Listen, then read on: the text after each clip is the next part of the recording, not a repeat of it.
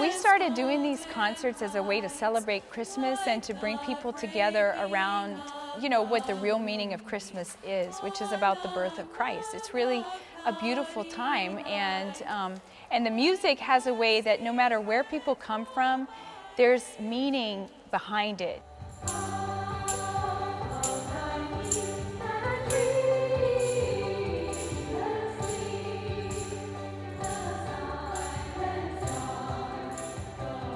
We've been doing the concerts for 15 years. And yes, 15 years already.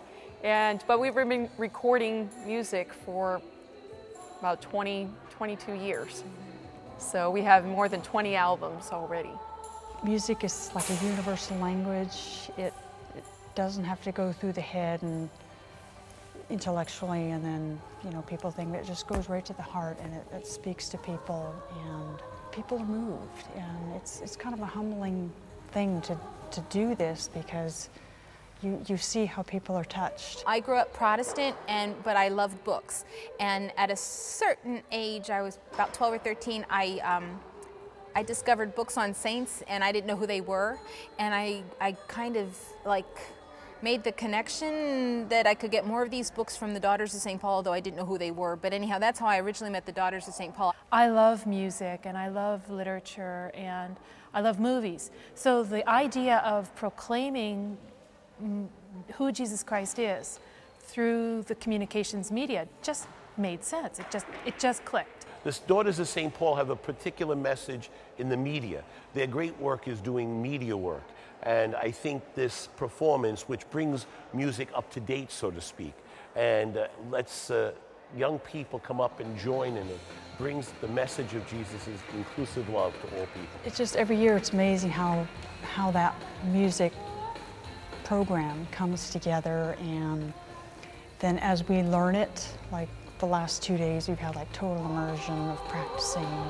Well, we always kind of look at previous years, what have we performed before? What are people asking for?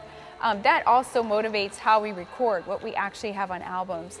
And then when we, try to get together, we look for a variety. What are songs that are meaningful to the people that we're singing to?